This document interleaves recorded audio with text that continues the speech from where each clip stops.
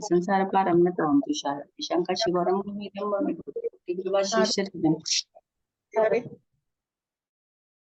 हरे कृष्णा। आप सभी भक्तजनों का स्वागत है आज के सत्र में। माता जी, आप हो गए फ्री? जी जी माता जी, मेरा हो गया। जी माता जी।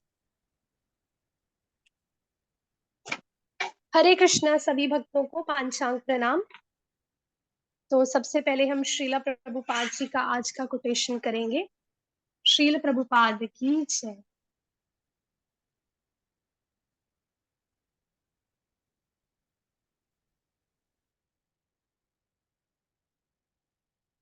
श्री कृष्ण इतने कृतज्ञ हैं, श्री कृष्ण इतने कृतज्ञ हैं, यदि आप श्री कृष्ण को ईमानदारी से थोड़ी सेवा करते हैं तो श्री कृष्ण आपको कभी नहीं भूलेंगे और वह बहुत शक्तिशाली हैं। अगर श्री कृष्ण आपके मित्र बन जाते हैं और आपको याद करते हैं तो आपको और क्या चाहिए। जरा कल्पना करें तो श्री कृष्ण, यहाँ कहा गया है कृष्ण देवता, श्री कृष्ण में मन लगाओ और खुश रहो। हरे कृष्णा। श्रील प्रभुपाद की जय। अभी हम भगवत गीता करेंगे। भगवत गीता चैप्टर 2, गीता का सार, वर्स नंबर 15।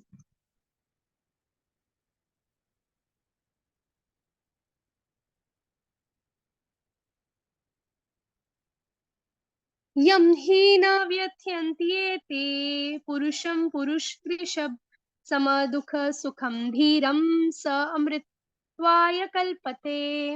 अनुवाद। हे पुरुष श्रेष्ठ अर्जुन, जो पुरुष सुख तथा दुख में विचलित नहीं होता और इन दोनों में समभाव रखता है, वह निश्चित रूप से मुक्ति के योग्य है। माताजी तात्पर्य। तात्पर्य जगत गुरु श्रील प्रभुपाद द्वारा श्रील प्रभुपाद की जय। जो व्यक्ति आत्म साक्षात्कार की उच्च अवस्था प्राप्त करने के लिए दृढ़ प्रतिज्ञ है और सुख तथा दुख के प्रहारों को संभाव से सह सकता है, वह निश्चय ही मुक्ति के योग्य है।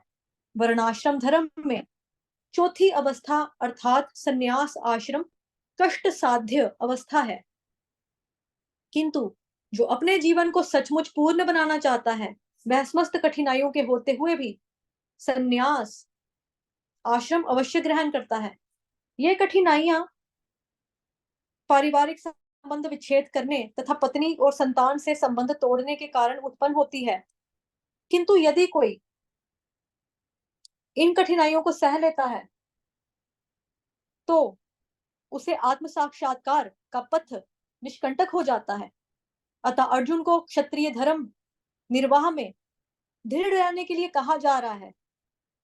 भले ही स्वजनों या अन्य प्रिय व्यक्तियों के साथ युद्ध करना कितना ही दुष्कर क्यों ना हो, भगवान चैतन्य ने 24 वर्ष की अवस्था में ही संन्यास ग्रहण कर लिया था। यद्यपि उन पर आश्रित उनकी तरुण पत्नी तथा वृद्धा मां की देखभाल करने वाला अन्य कोई नहीं था, तो भी उच्च आदर्श के लिए उन्होंने संन्यास ग्रहण किया और अपने कर्तव्य पालन में स्थिर बने रहे। भव बंधन से मुक्ति पाने का यही एकमात्र उपाय है। हरे कृष्ण माता जी।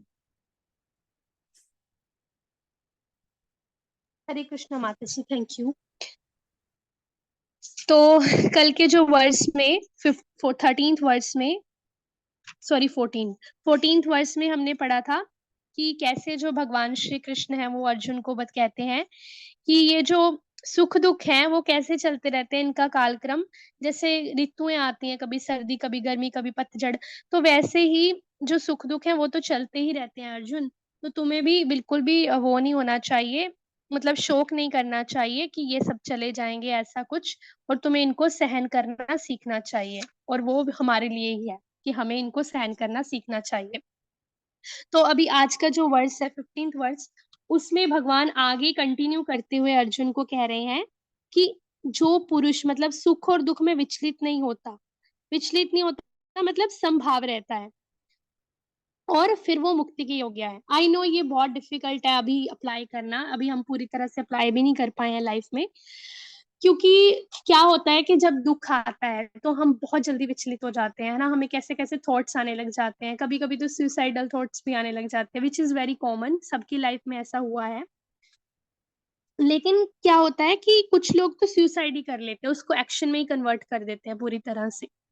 तो विचलित हो जाते हैं ना, तो विचलित नहीं होना चाहिए। भगवान जी यही कह रहे हैं कि सुख दुख जो है वो तो, जैसे कि कल भगवान ने बताया कि सुख दुख, कल के वर्ष में, कि सुख दुख तो आते ही रहते हैं ऋतुओं की तरह, तो हमें इनको सहन करना है। तो वही आज कह रहे हैं भगवान की, विचलित नहीं होना है। विचलित नहीं मतलब समभाव रखना है, इक्वल रहना है।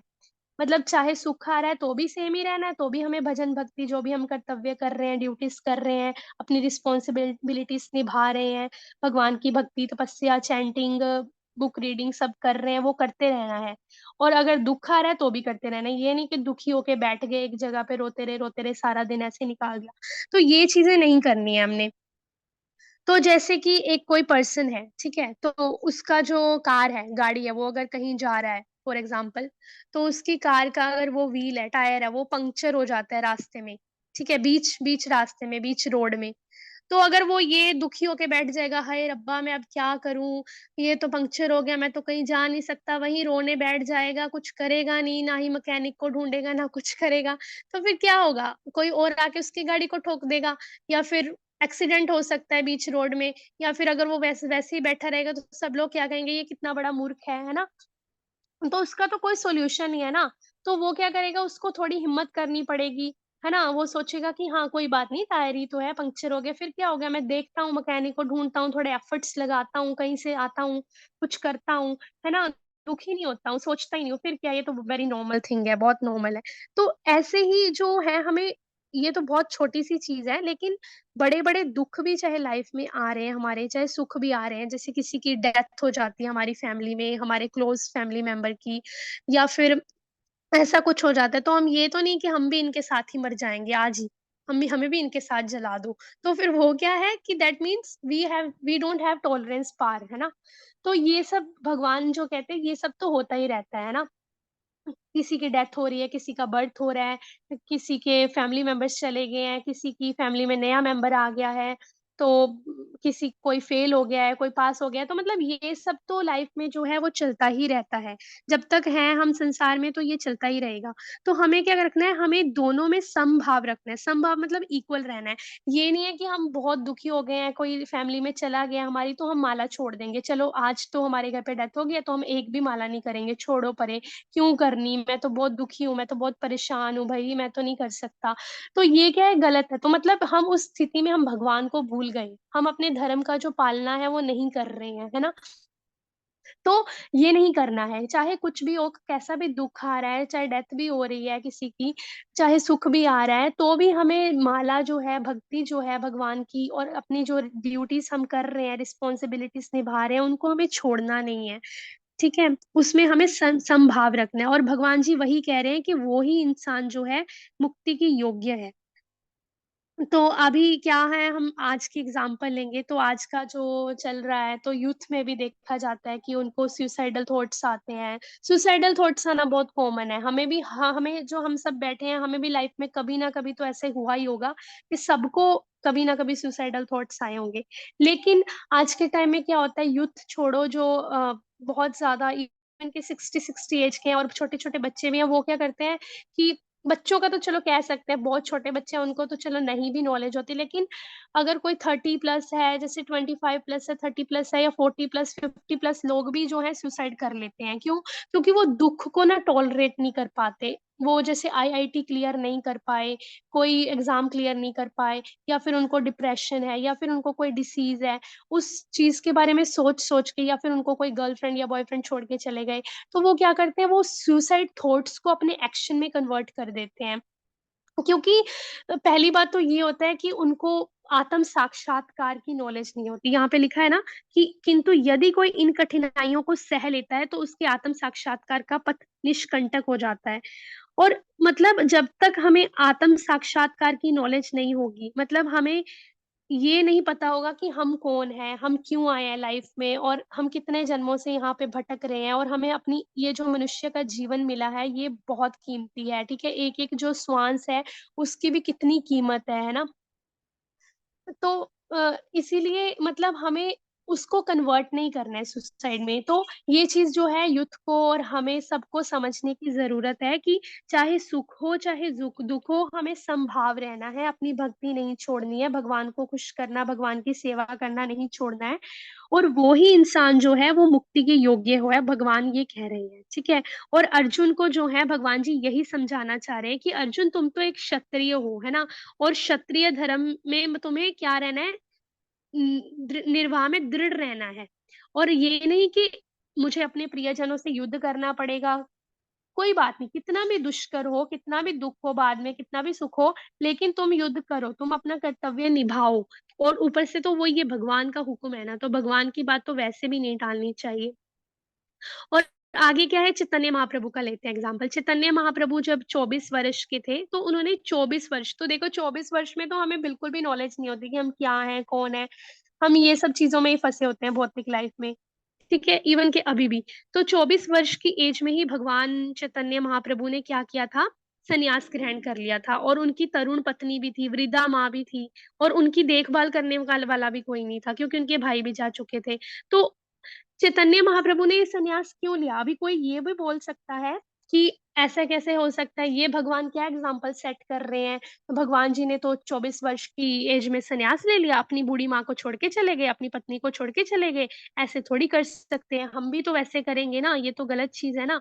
तो हमें ये समझना होगा पहली बात तो कि वो भगवान है, और भगवान जो है वो ये जो कर रहे हैं, उन्होंने जो संन्यास लिया वो किसके लिया, वो तो ऑलरेडी भगवान है, वो तो उनको तो जरूरत ही नहीं है, पर संन्यास उन्होंने हमारे लिए लिया, ठीक है, एक एग्जाम्पल सेट करने के लिए लिया कि कैसी भी स्थिति हो, चाहे कितनी भी प्रॉब्लम्स हो, वृद्धा माँ है जो भी है, लेकिन उन्होंने क्या एग्जाम्पल सेट किया कि हमें जो है हमें तपस्या करनी है ना। वही अर्जुन को भगवान कह रहे हैं कि हमें जो है तपस्या करनी है, और हमें भगवान श्री कृष्ण की सेवा के लिए चाहे कोई भी बाधा आए, चाहे कोई भी ऑब्स्टेकल्स आए, जितनी मर्जी, लेकिन हमें हरि नाम जप को नहीं छोड़ना है, हमें शास्त्रों को पढ़ना नहीं छोड़ना है, हमें अपनी ड्यूटीज करना नहीं छोड़ना है। और चैतन्य महाप्रभु ने जो संन्यास लिया, वो उसको अगर हम गलत भी बोले तो हम ये देखेंगे कि जो आर्मी ऑफिसर्स होते हैं वो क्या नहीं जाते अपना घर बार छोड़ के, वो क्या छोटी एज में नहीं चले जाते, इतनी दूर दूर बॉर्डर्स पे खड़े होते हैं, शिलोंग वगैरह वगैरह, हरियाणा, मतलब उनका घर कहाँ होता है, कौन सी स्टेट में होता है, और कौन सी ही स्टेट में वो चले जाते हैं। और कुछ कुछ लोग तो फॉरेन कंट्रीज में भी जाके आर्मीज में होते हैं, मतलब बॉर्डर पे खड़े होते हैं। क्यों खड़े होते हैं? वो हमारी रक्षा के लिए खड़े होते हैं ना, एक एग्जाम्पल सेट करने के लिए, कि ताकि हम अच्छे से घर पे बैठ के अपनी ड्यूटीज कर सकें, भगवान का जप कर सकें, बिना कोई तकलीफ के, बिना कोई अशांति के, है ना। तो आर्मी जो ऑफिसर्स होते हैं उनकी क्या बच्चे नहीं होते, उनकी क्या माँ बाप नहीं होते, वो भी तो फैमिली वाले ही होते हैं ना, शादी करके भी चले जाते हैं। इवन के आर्मी ऑफिसर्स, कुछ लोगों की शादी हुई होती है और नेक्स्ट डे ही उन्होंने जाना होता है। तो ऐसा ऐसा मतलब आर्मी ऑफिसर्स जब हमारी रक्षा करने के लिए, हमें प्रोटेक्शन देने के लिए जा सकते हैं बॉर्डर्स पे हमेशा के लिए, तो चैतन्य महाप्रभु ने क्या गलत किया क्या? उन्होंने तो ऊपर से तो उन्होंने सबसे अच्छा काम किया। वी शुड बी तो वेरी थैंकफुल एंड ग्रेटफुल कि वो तो भगवान ने हमें हमें हमें स्पिरिचुअल प्रोग्रेस पे, मतलब स्पिरिचुअल प्रोग्रेस करवाने के लिए संन्यास लिया, ताकि हम भक्ति में दृढ़ रह सकें, हम अपने जो जन्म मरण के जो चक्र में फंसे हुए हैं इससे मुक्ति पा सके, हम मतलब भगवान को प्राप्त कर सके, भगवान को प्रसन्न कर सके, सेवा करके, अच्छे से जप करके। तो भगवान ने जो है हमारे लिए ये एग्जाम्पल सेट की है। तो कहने का मतलब ये है कि चैतन्य महाप्रभु ने संन्यास ग्रहण किया केवल 24 वर्ष में, है ना। तो उन्होंने बाकी चीजों की परवाह ना करते हुए, ऑब्स्टेकल्स को ना देखते हुए हमारे लिए संन्यास लिया। तो क्या हम थोड़ी सी तपस्या नहीं कर सकते? हम क्या सुबह जल्दी उठ के अपनी नींद का त्याग करके चैंट नहीं कर सकते? ये कोई मुश्किल है? एक ही जगह पे बैठ के तो करना है, हमें कौन सा जंगलों में जाने के लिए कोई बोल रहा है? हमें अपने घर पे बैठ के आराम से पंखे के नीचे बैठ के, सब चल रहा है, सब सहूलतें हैं, पानी का गिलास साथ में है, भगवान को बस प्रसन्न करना है, ठीक है। अपनी इंद्रियों को भगवान की सेवा में लगाना है, खाना हमें भी खाने को मिलेगा, बस वो भगवान को भोग लगवा के खाना है, कपड़े हमें भी पहनने को मिलेंगे, सब मिलेगा, लेकिन वो भगवान को अर्पित करके, भगवान को दिखा के फिर हमें पहनना है। मतलब जो भी हम अपनी लाइफ में कर रहे हैं उसको भगवान जी को अर्पित करके, भगवान जी को ऑफर करके कि भगवान जी दिस इज फॉर यू, और ये मैं आपके लिए ही लाया हूँ या आपके लिए ही कर रहा हूँ, वैसे हमें उसको यूज करना है। तो कहने का मतलब है कि ये कोई बड़ी तपस्या नहीं है, ठीक है। हम भगवान के लिए और अपनी स्पिरिचुअल प्रोग्रेस के लिए कर सकते हैं, और ये नहीं है कि हमें इससे भगवान जी को कुछ हो रहा है फायदा, हमें हमें ही फायदा हो रहा है ना, हमारा ही तो जन्म मरण का चक्कर छूटेगा, हम भटकते तो नहीं रहेंगे यहाँ पे हमेशा हमेशा के लिए। तो वही जो है बात अर्जुन को भगवान श्री कृष्ण समझाना चाह रहे हैं कि अर्जुन, जो तुम तपस्या करो, मतलब कहने का मतलब ये है कि तुम सगे संबंधियों का सोच के मत शोक में बैठो, तुम इतनी तपस्या करो, मतलब तुम युद्ध करो, विचलित मत हो सुख दुख में।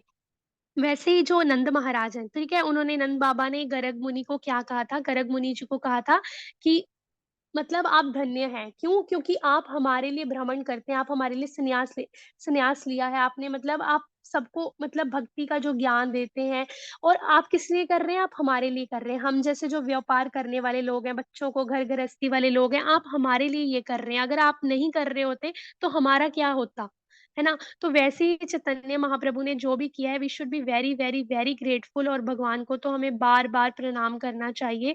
और इतनी सी तपस्या तो हम कर ही सकते हैं कि जल्दी उठ के चैंट करें और अपनी 16 माला रोज पूरी करें, भगवान, अपनी इंद्रियों को भगवान की सेवा में लगवाएं, भोग लगवाएं, और शास्त्रों को पढ़ें, सो दैट हम आत्म साक्षात्कार के पद पद पे बने रहें। और बस मतलब भव बंधन से मुक्ति पाने का यही जो है उपाय है, भगवान श्री कृष्ण ने बता दिया है। तो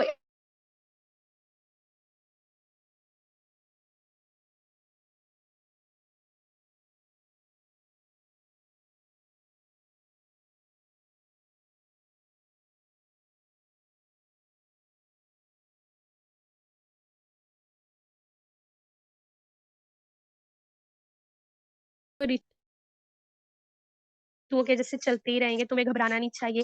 और फिर आज के वर्ष में भगवान ने बोला कि जो भी होता है तुम विचलित मत हो, है ना। तो मतलब पहली शिक्षा ये है कि हमें जल्दी से जल्दी हमें भगवान को सरेंडर करना है। सरेंडर कैसे होगा, हम अपनी सारी सेंसेस को भगवान की सेवा में लगा के।